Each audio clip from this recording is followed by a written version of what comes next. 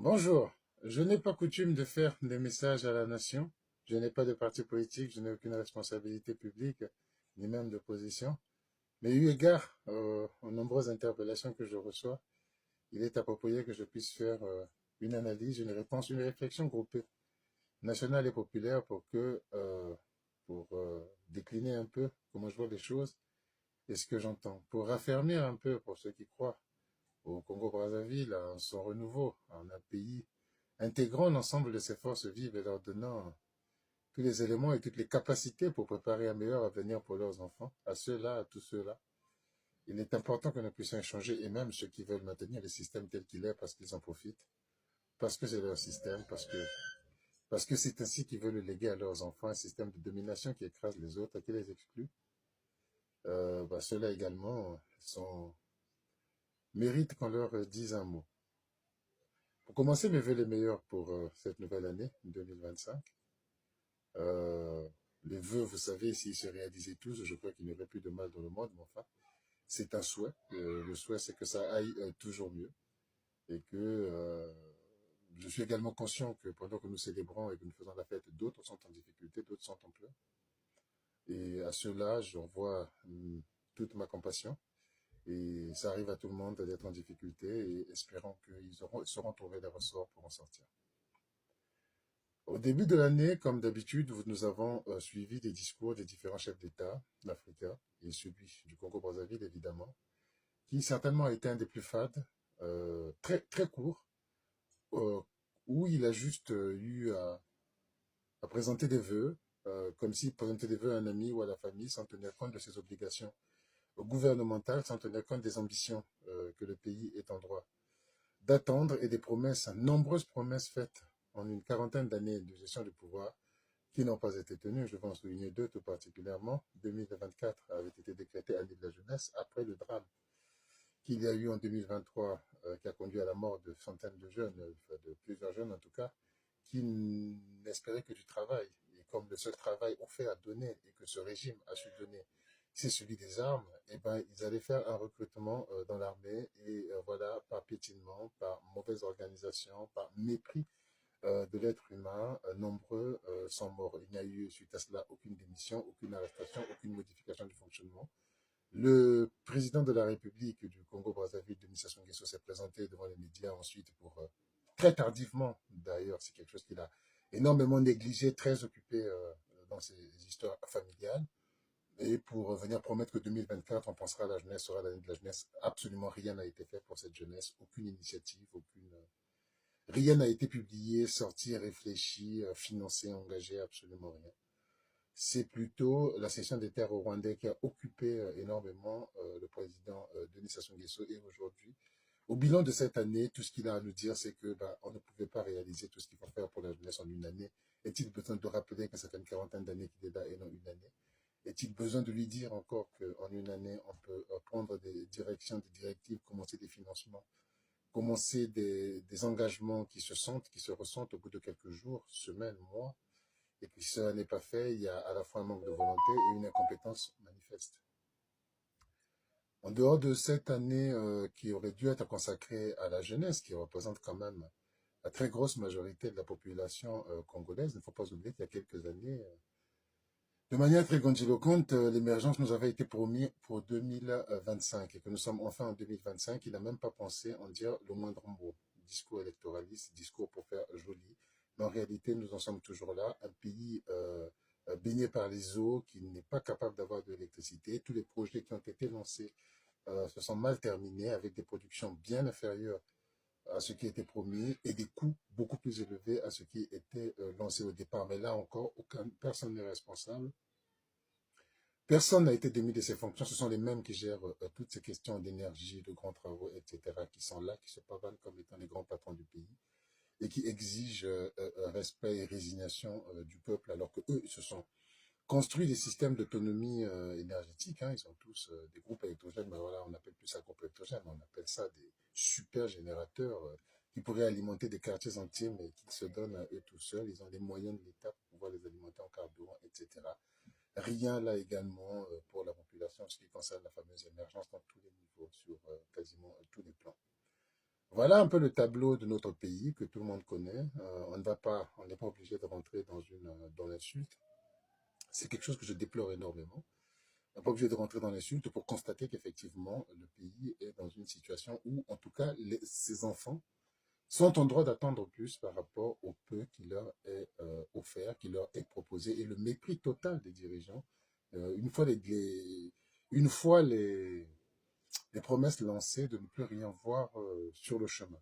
Peut-être que l'année de la jeunesse, c'était l'année de la jeunesse du petit-fils du président de la République qui a fait un mariage en super grande pompe, sans aucune gêne de la misère qui se passe autour d'eux, dont le métier est d'ailleurs inconnu. Il a invité des centaines de gens à travers le monde pour venir assister à son mariage, et l'administrateur général de la CID, hein, la Centrale d'intelligence et de documentation, a donné l'autorisation de leur permettre de venir sans visa, autorisation demandée par Monsieur Intel, qui n'a même pas besoin de présenter un titre, Monsieur Intel qui est ambassadeur, qui est directeur général, qui est général, même pas besoin, son nom à lui seul suffit pour lui ouvrir toutes les portes de la République pendant que les Congolais doivent trimer pour un petit oui ou pour un petit non. Voilà la situation en fait dans laquelle notre État est, une véritable monarchie.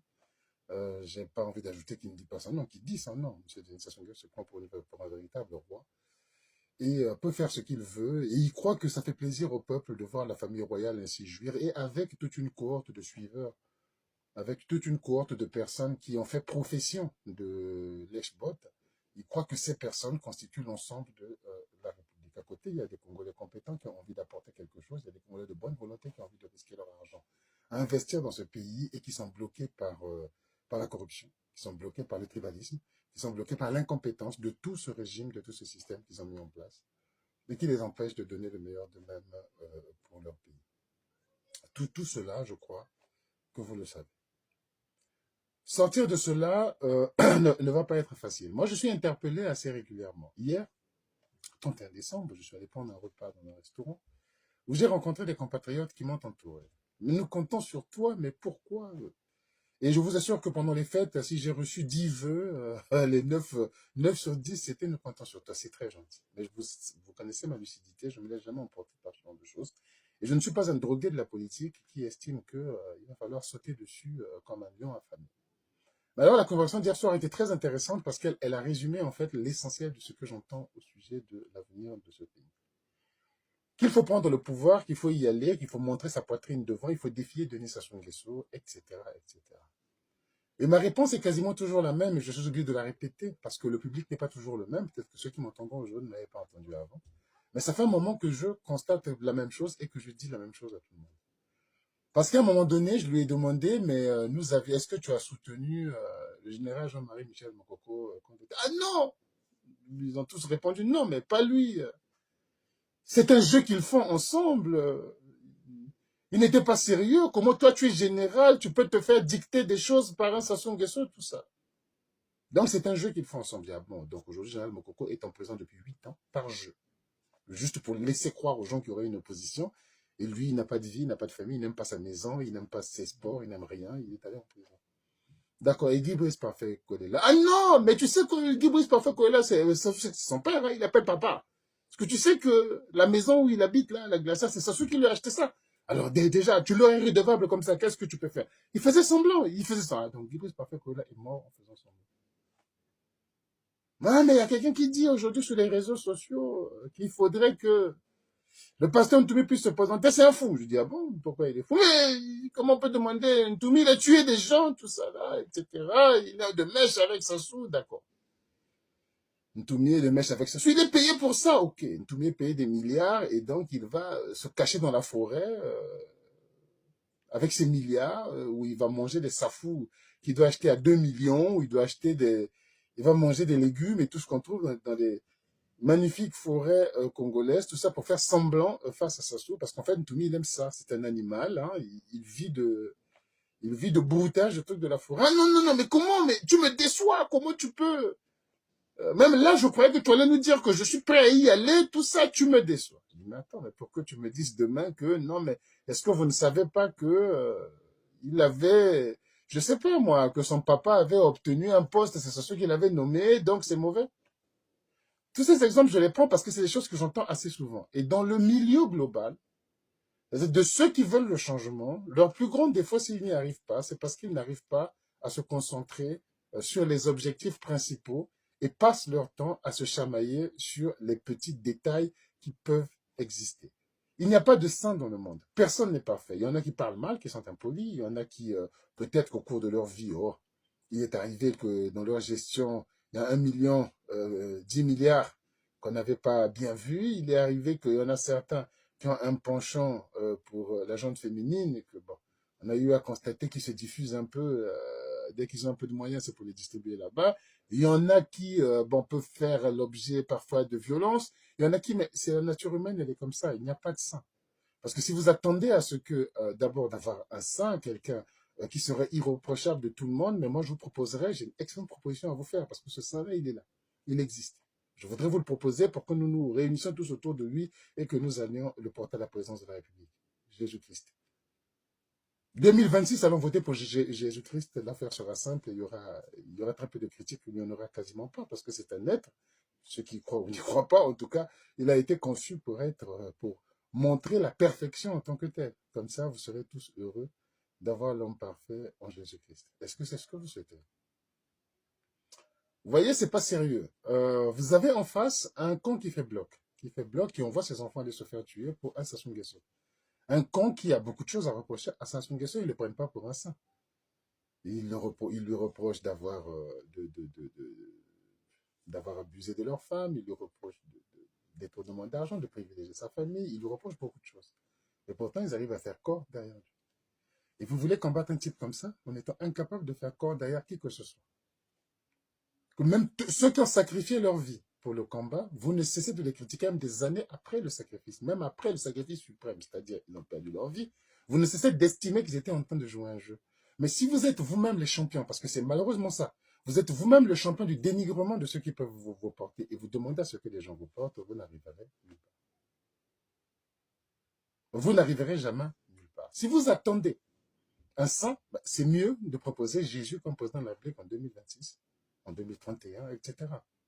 Ce n'est pas sérieux, ce n'est pas responsable. Donc, vraiment, moi, si j'ai un message à cette, oh, j'aimerais pas appeler ça opposition, mais à cette nation qui attend un changement, qui attend une alternance, c'est votre première tâche, ça doit être absolument de, euh, de savoir s'entendre sur quelqu'un, et même celui avec qui vous n'êtes pas d'accord, vous n'êtes pas obligé de l'insulter pour qu'on puisse aller vous rejoindre le vôtre. À un moment donné, il s'avérera que la plupart des gens vont d'un côté et il faudra tous se rejoindre là-bas, mais de cesser de se couper l'herbe sous les pieds. De cesser de se mettre les bâtons dans les roues soi-même, c'est vraiment la plus grande maladie. On n'a pas d'opposition aujourd'hui, on n'a pas d'opposition forte. Il y a un nom qui sort, il y a un truc parce qu'il a fait un discours intéressant, il a fait une critique, il a fait une insulte, mais ça ne suffit pas. Pour que ça suffise, il faudrait qu'il y ait un peuple qui fasse bloc autour de lui. Un peuple qui fasse bloc autour de lui de manière à être capable de proposer un bras de fer. Ce régime ne tombera pas parce qu'un jour il y aura une élection et que le ministre de l'Intérieur de ce régime qui proclamera les résultats viendra à la télévision pour vous dire que le candidat Denis Sassou Nguesso a perdu les élections. Félicitations au vainqueur. Ça n'arrivera jamais. Ça, il faudrait bien qu'on se mette ça dans la tête. Et pour que ça arrive, il faut qu'il y ait un véritable bras de fer. Mais le bras de fer ne se jouera pas à la dernière minute. D'abord, on ne se jouera pas par une personne parce que c'est ce qu'on attend la plupart du temps. Nous avons des expériences, non, qui doivent nous permettre de lumière pour nous guider dans le futur. Nous avons l'expérience de 2016. Vous avez l'expérience 2021. En 2016, général Jean-Marie Michel Mokoko s'est battu comme il a pu, et jusqu'à la fin, il vous a demandé de le rejoindre pour résister à ce pouvoir. Mais les gens ont attendu que Mokoko se mette dans la rue et se braque seul pour y arriver. Ça ne s'est pas passé comme ça. Il est en prison jusqu'à aujourd'hui. Cela nous fait 8 ans qu'il est en prison. En 2020, il y a eu Gibis Parfait Kolela, qui a essayé ce qu'il a pu. Il a fini par la mort. Et personne ne pourra revendiquer, ne serait-ce que la reprise des élections, jusqu'à ce que la lumière soit faite sur la mort de Kolela, etc. Donc, le bras de fer, ce n'est pas un individu qui va le mener, ça c'est impossible. N'allez même pas rêver. Dans ce cas, si vous n'êtes pas prêt, évidemment, les gens ont déjà souffert, les gens sont échaudés, etc. Oui, mais dans ce cas, on laisse tomber. Si la souffrance est telle que vaut mieux un dictateur, on ne peut pas forcer les gens à se libérer, ils vont même garder le dictateur. Mais si vous voulez un changement, vous devez repartir au front, hélas. Vous devez repartir à la lutte, hélas. Vous devez reprendre le pavé, hélas. Vous devez reprendre le risque, hélas. C'est malheureusement comme ça que ça fonctionne. Malheureusement. En disant ce que je dis, vous devez reprendre le risque pour créer un bras de fer. Le bras de fer, comme je l'ai dit, il commence au début. Vous ne pouvez pas aller aux élections avec Denis Sassou Nguesso, avec les règles et les normes de Denis Sassou Nguesso. Parce que quand je dis que ce ministre ne proclamera pas les élections, c'est de la même manière, son ministre ne se lèvera pas le matin pour dire que je mets en place une commission électorale dans laquelle le regard des adversaires sera suffisant pour pouvoir bloquer quoi que ce soit. Il ne le fera jamais. Donc, si vous voulez partir à des élections dans lesquelles les règles ont été montées par le candidat Denis Sassou Nguesso, vous n'y arriverez pas.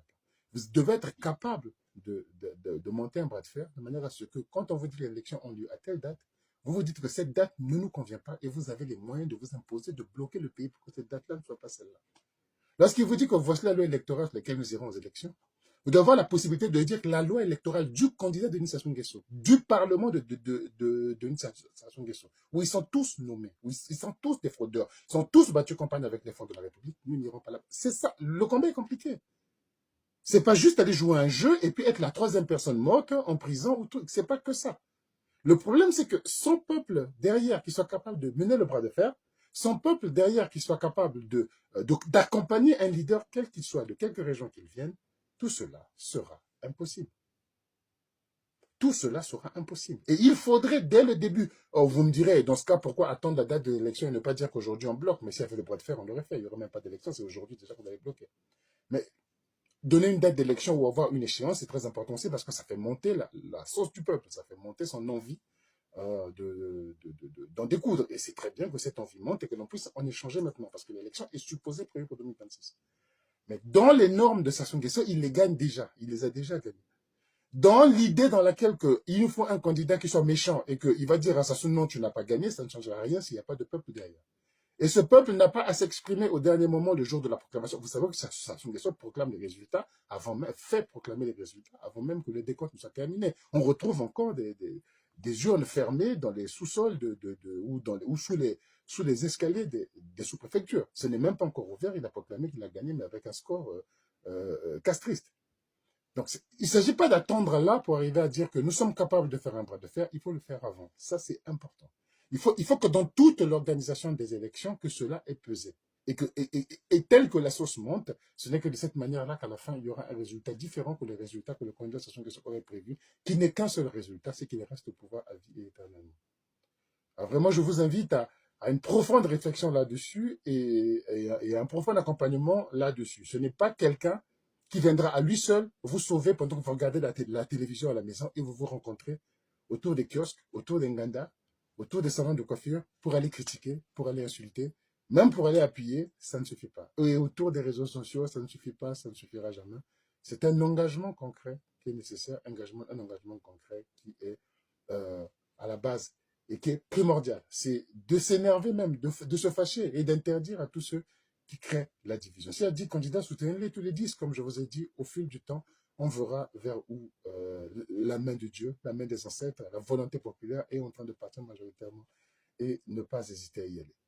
Nous sommes dans un pays où le président Denis Sassou Nguesso aujourd'hui, vous savez que je ne suis pas un homme des rumeurs, je ne suis pas un homme qui colporte n'importe quoi, mais aujourd'hui il devient évident que Denis Sassou Nguesso physiquement, intellectuellement ne tient plus et qu'il perd de la mémoire. Nous avons reçu ces témoignages depuis 2 ans, 3 ans, et que ça ne fait qu'aller crescendo, et je les ai reçus de partout, de diplomates occidentaux, de visiteurs africains qu'il a reçus, de gens qui sont à l'intérieur du pouvoir, de ministres.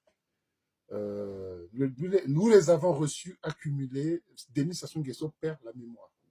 Denis Sassou Nguesso n'a plus le cerveau nécessaire, et ce n'est même plus lui qui dirige. J'en ai un peu comme de la situation du Gabon aujourd'hui. Ce n'est plus lui qui dirige, mais ce sont des comités familiaux, des comités familiaux, des comités ethniques qui sont autour, qui font les nominations, qui font les contrôles, etc. Nous sommes un peuple, donc finalement, il devient tellement affable que finalement, c'est un mort vivant qui nous gouverne. Et ça devrait vous faire réfléchir. Ça devrait vous donner envie, ça devrait vous donner la niaque de passer à l'action, de passer à l'acte. Faire le fou, tout le monde peut le faire. Essayer de se faire connaître au niveau national parce qu'on a osé, on a tenté, on a proclamé une candidature, c'est facile.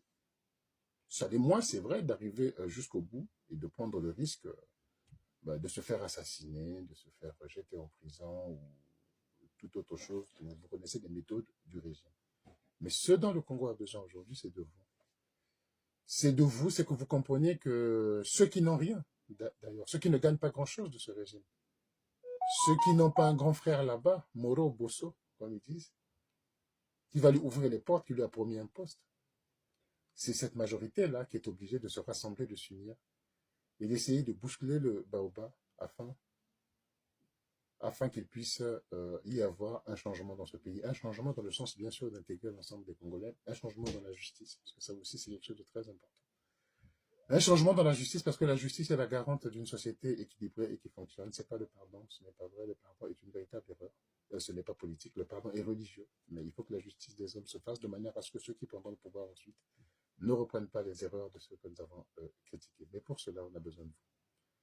On a besoin de vous tous, on a besoin du peuple congolais, un peuple déterminé, un peuple obéissant derrière son leader, celui qui l'aurait choisi, qui qu'il soit. Il faut se donner une durée quand on suit quelqu'un. On se dit pendant 5 ans, je ne dis rien, je verrai des erreurs, je verrai des fautes. Dans 5 ans, je fais une première analyse. Soit on en prend compte, soit on me met en minorité, soit, et puis je redonne encore 5 ans. C'est comme ça qu'on va. C'est pas que dès que vous commencez, mais tu n'as pas écouté ce texte. Pourquoi je ne t'ai pas dit? Vous savez, il y a beaucoup de gens qui me contactent pour me dire que non, il faut que tu ailles devant parce que nous, on te suit, mais voilà le programme que tu dois suivre. La plupart des gens s'imaginent présidentiel. La plupart des gens s'imaginent parce qu'il n'a pas le logos, parce qu'il n'a pas la capacité de parler, je dire, bon, ok, je vais accompagner quelqu'un, mais c'est moi qui vais m'imposer. Tant qu'on continuera comme ça, on ira nulle part. Il faut savoir obéir à un chef. Je répète encore, ce sont ceux qui suivent et obéir par ces troupeaux qui le suivent. Ils ne sont pas plus bêtes que vous, ceux qui le suivent. Attention. Je les ai appelés troupeaux, mais parce que justement, ils sont en rang. Ils ne sont pas plus bêtes que vous.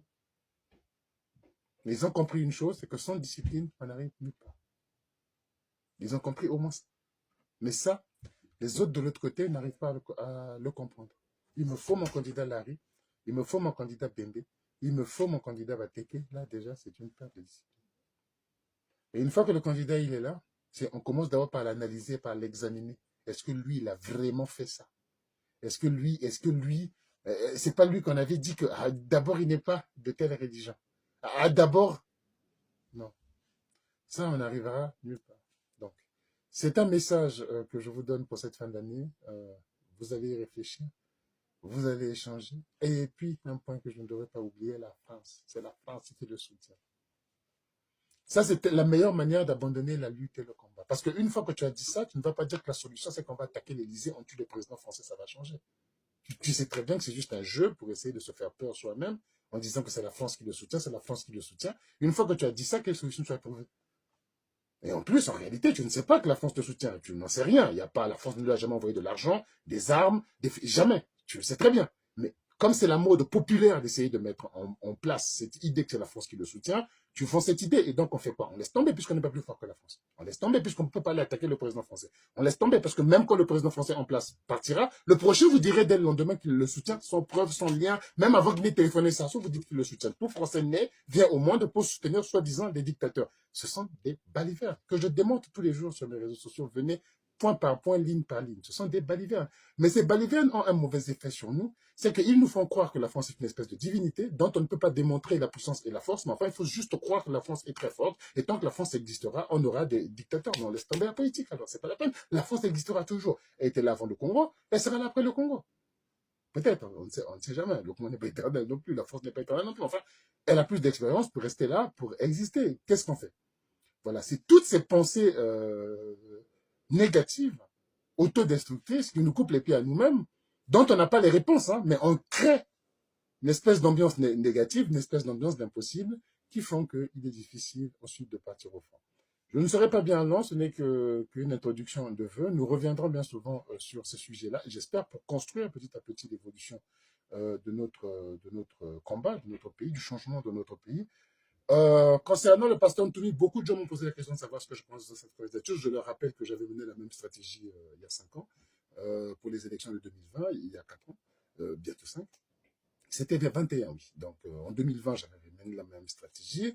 Donc mon jeune frère, dont je salue la lucidité, Faye Monama, qui a recommencé ça, Ntoumi candidat, mais c'était tout simplement parce qu'il pense que Ntoumi peut faire un bras de fer. C'était tout simplement, j'avais compris la même chose 5 ans avant. qu'il est capable de faire un bras de fer. Et justement, on s'était toujours buté à la même chose. Ken Toumi, là, celui qui est complice de Sassou, celui qui mais tous les candidats que vous aurez un problème contre lui. Sa maison s'est achetée par Sassou, sa femme était la femme de Sassou, vous aurez toujours quelque chose contre lui. À un moment donné, Sassou n'est pas un saint. Celui que mais pourquoi eux, ils le soutiennent? Donc, j'étais parti du même raisonnement qu'en train de développer aujourd'hui mon jeune frère. Je sais pourquoi ça n'avait pas abouti. Je ne trahirai pas un certain nombre de choses et d'échanges avec Doumi et son clan. Je ne les trahirai pas. Mais c'est bien. Moi, je ne vais pas le critiquer. Je dis, arrête, j'ai déjà essayé. Peut-être qu'il a une voix qui porte mieux que moi. Peut-être qu'il a une stratégie qui est meilleure. C'est ça. Il faut pousser les initiatives pour qu'elles arrivent jusqu'au bout. Ce n'est peut-être pas la seule initiative. Il faudrait en encourager d'autres. Mais je rappelle que c'est une stratégie que j'avais déjà menée et que je connais un peu les tenants et les aboutissants. Mais tout peut changer. Aujourd'hui, cette stratégie peut avoir une autre possibilité. Mais enfin, soyez unis, soyez forts. Il faut y croire, mais sans action, rien ne va se passer. Personne ne va donner sa poitrine tout seul et à lui tout seul parce qu'il est mort, le pays sera sauvé. C'est pas possible. Ce n'est qu'un mouvement collectif de détermination, voilà quoi, d'engagement à tous les niveaux, d'engagement financier, d'engagement. On est très orgueilleux chez nous. Hein. Suivre quelqu'un, c'est très difficile, sauf s'il vous paie. J'exagère un peu. Mais il faudrait que dépasser toutes ces étapes-là. Sinon, on a choisi Sassou pour toujours. Ensuite, lui, son fils, peut-être son neveu, peut-être son cousin, mais Sassou, vous savez, c'est un familiaro-tribaliste. Il n'ira pas donner ça à quelqu'un parce qu'il a trouvé la moindre compétence. Donc voilà, c'est à vous de changer le fusil d'épaule, de manière de procéder dans la politique, de manière de suivre, d'accompagner. Et je suis certain que ça ira. Bonne fête à tout le monde, neveux les meilleurs à tous les Congolais. Et on se retrouve sur des débats, on se retrouve sur des échanges. Je travaille beaucoup à la conscientisation des Africains, mais conscientisation, on leur donnait des outils d'analyse. C'est quand même fort déplorable de trouver que tout un tas d'Africains dont les ressorts d'analyse, c'est répéter ce qu'on a entendu comme rumeur dans la rue. Ça crée une société complètement imbécilisée, je ne me cache pas le mot. Ça crée une société complètement abrutie, qui croit complètement que c'est l'opinion populaire qui doit guider le monde. Hein. C'est pas la science, la connaissance et ceux qui ont la pratique de la chose. Non, c'est que c'est ce que tout le monde dit qui est la vérité. Voilà, et je combats beaucoup ça parce que c'est en train d'emporter l'Afrique, qui est le dernier continent du monde, qui est le continent qui évolue le moins bien et qui devrait prendre les méthodes de ceux qui arrivent pour pouvoir avancer, plutôt que de prendre toutes les méthodes que nous faisons depuis 60, le mépris des études, le soutien au putsch, la croyance que le bon chef, c'est celui qui est dictateur, qui met des tenues militaires, qui impose, voilà, toutes ces choses qui font que nous sommes en train d'échouer. Je travaille beaucoup sur ça. C'est pas parce que j'en parle que je ne parle pas du Congo. Quand je parle de ça, je parle du Congo. Quand je parle de la dictature d'un autre pays, je parle du Congo. Quand je parle du Congo, je parle de ce pays parce que finalement, tous nos problèmes africains sont plus ou moins liés, sont plus ou moins les mêmes. Donc, continuez à me suivre, abonnez-vous. Je reviens sur le Congo, tout particulièrement sur le Congo. Je repars sur l'Afrique, tout particulièrement sur l'Afrique en général. On parle également du monde parce qu'il faut bien comprendre toutes ces choses-là. Former une génération de personnes, j'aime pas ce terme de personnes conscientes, conscientes, de personnes instruites. La conscience, c'est pas tu te lèves le matin, tu n'as jamais lu une loi sur la CPI et tu es conscient que la CPI est mauvaise, c'est pas possible. Ça n'existe pas. C'est malheureusement ce qu'on essaie de vous faire croire, mais moi je vous emmène au travail. Il faut lire les textes, il faut lire les comparaisons, il faut lire les spécialistes, il faut faire confiance à la connaissance et au savoir. Il faut s'acquérir, s'armer de connaissances et de savoir pour pouvoir combattre et non s'armer de croyances, se mettre dans des espèces d'armées obscurantistes et croire que là, nous sommes en train d'être éveillés. Voilà sur quoi je travaille régulièrement. Il ne faut pas avoir peur de s'opposer à ce que la croyance générale peut dire ou penser, parce que ce n'est pas parce qu'ils sont nombreux à le penser qu'ils ont raison. Les choses se démontrent par A plus B. Quand ils ne sont pas démontrés, même si vous êtes sûr à croire le contraire, il ne faudrait pas hésiter à poursuivre le chemin et à dire aux autres que regardez la démonstration, pouvez-vous m'apporter la démonstration inverse?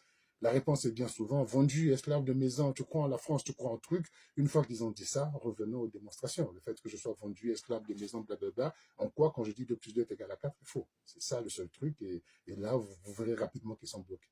Voilà. Et donc, il faudrait habituer aux Africains à l'art de la réflexion, à réfléchir aussi rapidement et aussi vite qu'un Japonais, qu'un Chinois. Et vous allez comprendre comment eux, ils font pour avancer. Ce n'est pas en se mettant en troupeau et en ayant des croyances fortes et partagées. Merci beaucoup à tout le monde. Bonne année 2025. Ne laissons pas de la place à ces gens-là. Venons ensemble, venons nombreux. Faisons corps. Choisissez votre candidat, choisissez votre leader, choisissez celui qui vous emmènera devant et surtout, soyez ferme et obéissant derrière celui-là. Ferme et obéissant.